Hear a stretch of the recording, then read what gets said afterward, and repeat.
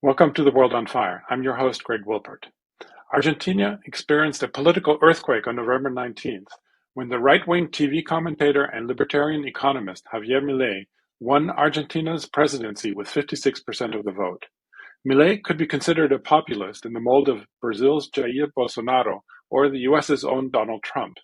He has promised to privatize practically all government services and also to dollarize the economy, among many other things. Joining me now from Buenos Aires to make sense of what happened in Argentina on Sunday, November 19, is Atilio Boron. He's an Argentine social scientist and the author of numerous books on neoliberalism, imperialism, and geopolitics, and he's also professor emeritus of political science at the University of Buenos Aires. Thanks for joining me today, Atilio. It's a pleasure to see with you here.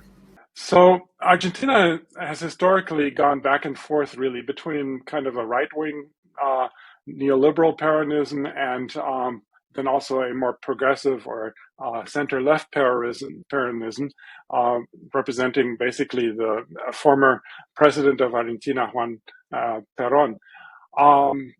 But currently, the election of Javier Milei seems to have represented a definitive break from the dominance of these Peronist parties. Now, how did that happen? And why did so many Argentines vote for someone so extreme, who seems kind of crazy, both in terms of his political proposals and also in terms of his personality? Well, I think that one crucial factor to understand this situation is the poor economic performance of the present government of Alberto Fernandez, which failed to control inflation, which is in this moment, at the end of the year, the estimation is about 190% inflation rate for all the whole 2023, and very, very sharp decrease in the real wages and salaries of the most of the population. So people really wanted a change. And Mr. Massa, Sergio Massa, which did a very good political campaign, but was not able to convince large part of this electorate that his promise that he will stop inflation and recreate a more stable economic environment was not believed by the people, because for a very simple reason, he still is today, I'm sorry, the Minister of the Economy. So many people say, okay, if you know what to do, how to do it now. Don't wait until you are elected president and then we will see what happens. Do it now.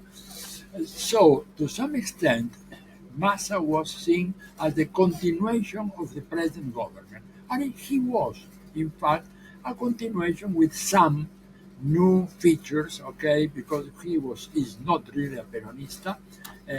But on the other hand, you have that most of the population wanted a change, no matter what the change meant, okay? They wanted something had to be changed. I want to make clear this because there is a mistaken analysis which says that 56% of the Argentine population went fascist. And this is not true. Most of the people who voted, I would say the overwhelming majority of the people who voted for Milei, just wanted to keep inflation low, to increase their real wages, to increase the security, citizen security in the slums and in the poor neighborhoods of the greater Buenos Aires area, and that's all. They have nothing to do with this fancy idea, crazy idea. Milei revived some of the sayings of Adolf Hitler when Hitler talked about the superiority in terms of the white race, okay? And Milei said that we are aesthetically superior to the left wingers or to the collectivists, of the communists, Marxists, feminists. He has a lot of people who are absolutely blackmailed as the worst thing that happened in Argentina. People didn't vote for that. They just wanted a change. Massa did not offer a likely change in the economic situation. Milei has all this gesticulation, the strong face. He was the angry man who went with a chainsaw, to demolish the central bank and to fire all the hundreds of thousands of people working in the state, which were not working at all, according to him. And of course, people voted for him. That's all. But his ideas are absolutely impossible to carry out in the practice. This is no question of that. And now, who is Javier Milei, and what can we expect from him? I mean, as you mentioned, a number of his policies, they seem very extreme. He says of himself that he's a libertarian. How many of his far-right ideas and libertarian ideas do you think he will be able to implement? And so what do you think will happen? He wants to demolish, to explode the central bank. That will be the first country, except for Monaco, and a few islands in the Pacific, without a central bank. But of course, Monaco is part, in practical terms, of the French economy, and they use the euro. That cannot be done. Secondly, he said that the major the goal of his policies will be to achieve fiscal equilibrium, and the state will not spend one penny more than the budget, which is likely to be raised with taxes and so on. This is impossible. Most of the countries run on a basis of some fiscal deficit. Even Keynes made all this elaboration about the virtues of fiscal deficit to promote economic development. He said that no fiscal deficit, zero deficit, okay? And for instance, in order to do that, he said that he will not pay the aguinaldo, as we say. I don't know, this is the 13... end-of-year bonuses. End-of-year bonus, which has been a historical conquest of the laboring classes in Argentina since the late 40s. Can you imagine? And this is part of the basic compensation for salaries and wages which are going down the drain. And he said, I will not pay that. Well, that is ridiculous, because this will create an enormous social explosion. The same, he says, there is no money in the state, and of course, all the public works which are already in execution, which are already unfinished, will be stopped. And when people say, well, but we need sewage, and we need fresh water, and we need the pipes to run, that's a problem of the intendentes, as we call in Argentina, the local authorities. They will have to talk to the private guys which are in their locality and see who is interested in doing business with all the sewages and the freshwater pipelines and all that. So this is ridiculous ideas which have no sense. I must tell you, Greg, that he has zero experience, zero, okay? Not only as a public administrator, but also as an entrepreneur. Here is the guy who, the only thing he has done has been writing books in which there is a lot of plagiarism. By the way, there are the nonsense of plagiarism in the books. And he has no idea, for instance, of the prices. If you ask him, okay, how much is the 1 kilo of meat today in Argentina? He has no idea. How is the value of the 1 liter of milk? No idea. And when the journalist reacted, are you planning to run the country and you don't know some basic things? For instance, the transportation ticket in urban Buenos Aires? No idea. And he said, no, because all these shoppings are done by my sister. He's single, he lives with his sister. Okay, so I have no idea. What he has in his head is an Excel sheet, okay, worksheet, an Excel worksheet, and looking at that, he said, well, we need a fiscal equilibrium, we will stop spending money in science and technology, no more free university. We are going to privatize the public university. We have 57 public universities in Argentina. He wants to privatize all of them or introduce a fee which cannot be paid by, we have 50% of the population living under the poverty line. And there are people which are among the poor, which, because of this great development of local universities, are attending the university because the universities are free. But if you impose now a fee, okay, to register in one of those public universities, most of those people won't be able to pay. So the ideas he have, for instance, also, well, if you have a problem with your salary, you can always sell one of your lamps. You can live, you have two, okay. The kidneys, you have two kidneys, just sell one. He also argued that, bueno, organ trafficking is a market and should not be interfered with the state.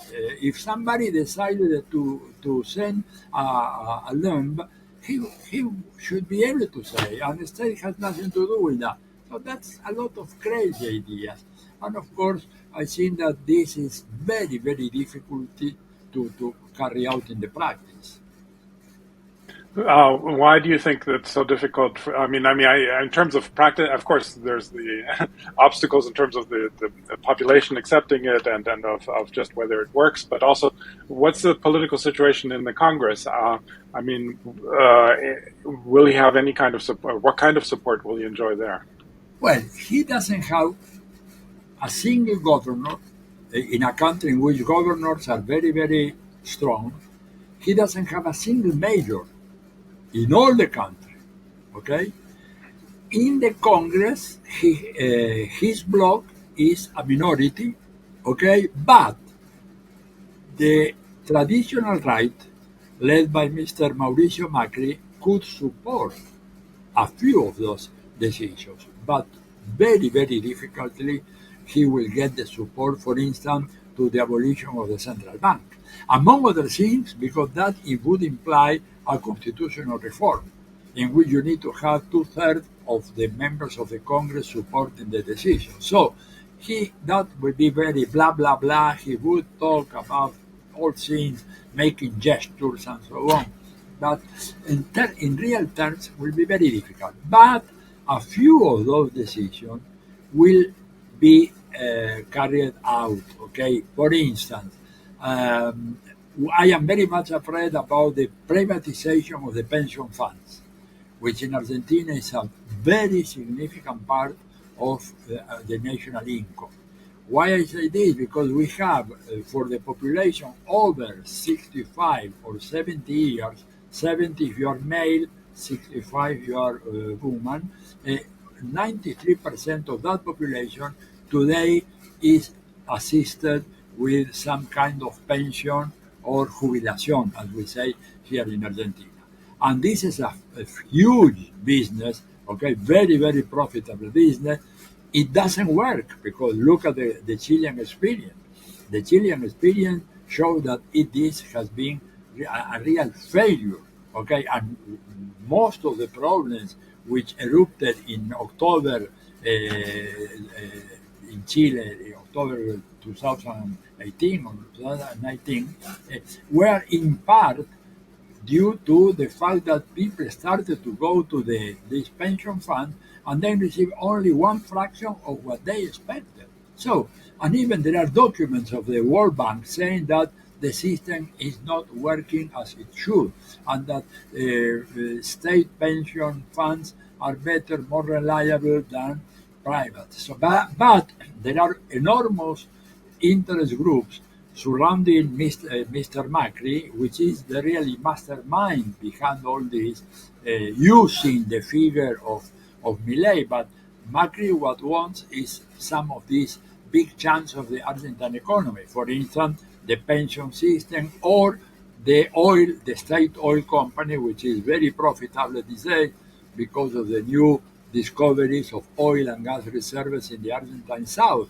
So I think that some changes will take place, not without very strong popular resistance, because people really have a sense that we have already tried this medicine in the past, in the years of Menem, and we know what happened, okay, with the privatization of the state-owned company, in which practically there was really just what can I say, a question of robbing all our assets and not making any real investment. When the company was recovered by the state and they made more investment, they discovered this huge vaca muerta oil field, and that means that really will be very, very against the current and against the public opinion, try to go back to a privatization scheme once again.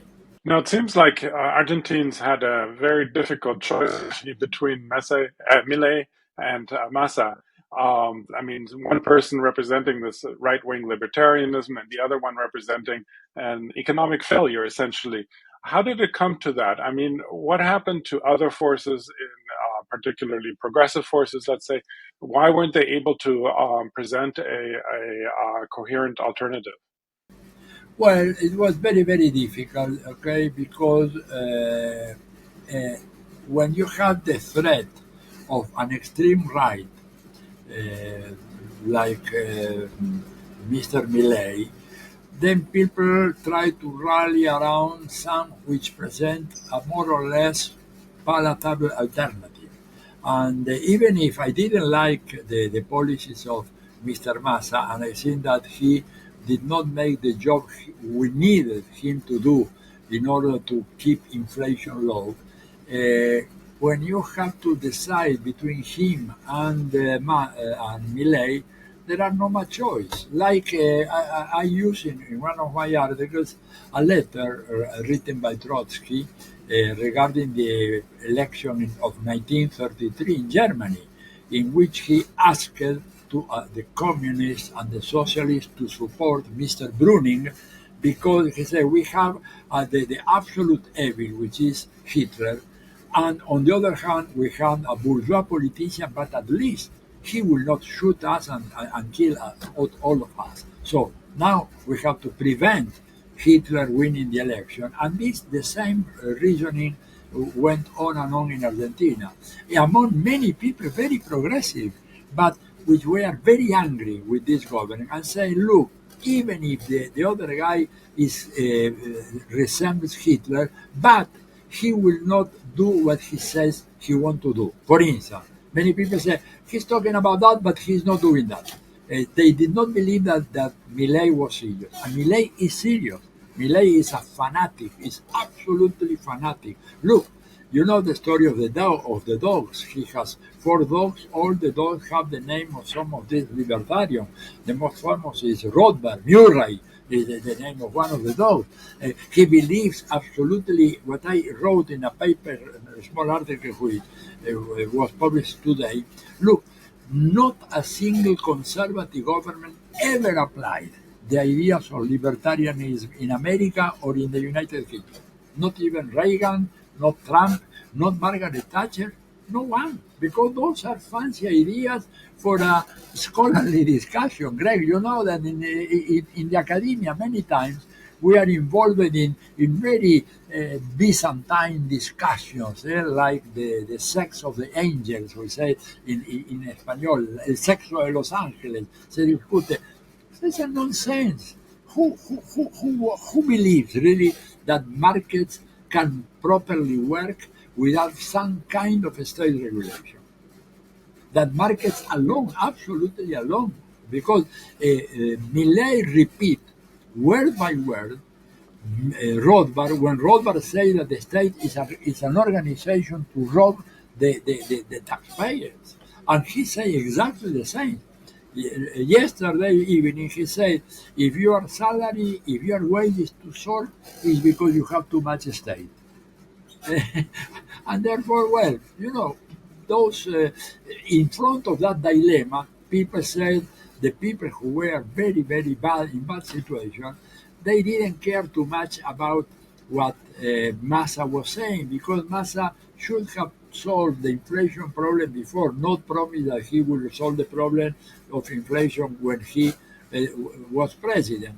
That is the heart of the matter. But we are entering into a danger zone during the next 3 months, Greg, because I think that Macri, who wrote a book called Second Term, which I read very, very thoroughly, he said in the last chapters that we have to try again what we did, but it didn't come out well because we were very slow.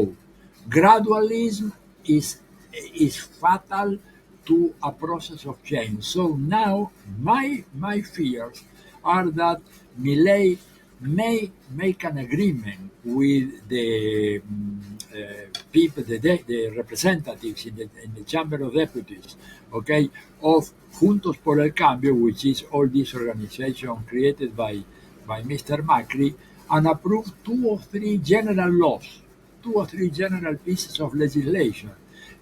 And on the basis of those legislation, an advance in dismounting, for instance, the labor legislation, the union legislation, social rights, minorities, and all that. This is my fear. And in the first 3 months, many people will say, well, but let Milei rule the country to see what he wants to do. And I think those next months, December, January, and February, will be absolutely critical because he may get approve some legislation which will be very, very favorable for him to introduce major reforms in the organization of the state, in the deregulation of the economy, in the liberalization of the foreign trade, which produced huge amount of bankruptcies among the small and medium enterprises, which are the most important sources of labor demand in this country. Now, I want to turn to what a Milei presidency would mean for the region, and also what it might mean for Latin America's relationship with the United States. What do you think? How's that going to develop? Well, as I mentioned to you, he's a person with very strong conviction. He's a fanatic. He's a true believer, the classic true believer, so much studied in the American political science, right? He will reduce the contacts. He said, at least this is what he was boasted to say, that he will not deal with communist regimes. And China is one communist regime. Brazil is also, to him, Lula is a communist leadership. You have to bear in mind, Greg, that for Milei and the small sect of fanatics which surround Milei, any form of collectivism is communism. Okay, any sort of Keynesian policy is collectivism. He is a fanatic reader of The Road to Serfdom, the book by von Hayek. You remember that book is dedicated to the collectivists of all parties. Well, he believed, so he will try to reduce the relationship between China and Brazil. He said that the first visit of president will be to Israel. He will plan to move the embassy from Jerusalem, from Tel Aviv to Jerusalem.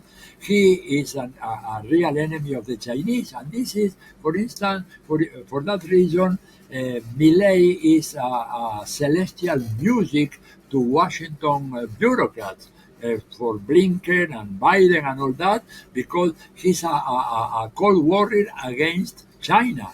But my question is, will he be able to go ahead in that program anti-China when China and Brazil are the first and second commercial partners of Argentina?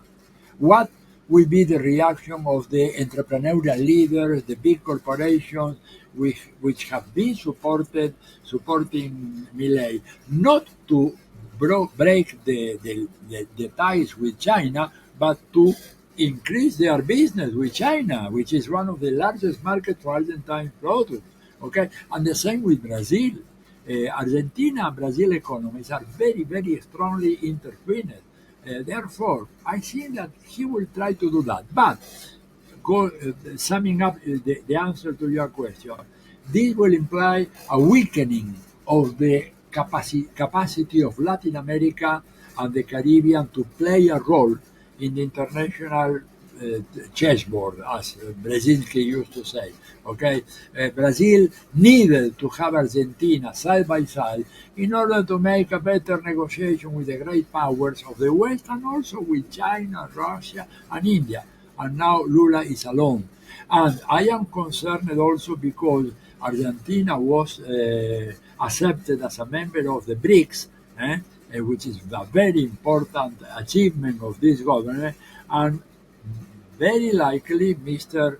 Milei will decide not to accept the invitation and just slam the door and going out of the BRICS, which will be a major, or I would say a catastrophic mistake in terms of foreign policy. In addition, the people who are advising him in foreign policy, Greg, are students of International Relations 100, and all of them will be flunked in any examination because they don't understand absolutely nothing of what happened in the world. Absolutely nothing. So we are extremely concerned, as you can say, because given all my wordings of the situation. Well, we'll definitely continue to follow the situation, hopefully have you back again.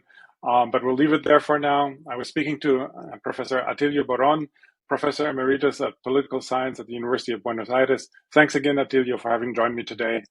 Thank to you, Greg. I'm sorry I was giving such a grim picture of the Argentine situation, but I hope that perhaps in a few months we could have a more enjoyable conversation. Thank you very much. Yeah, thank you.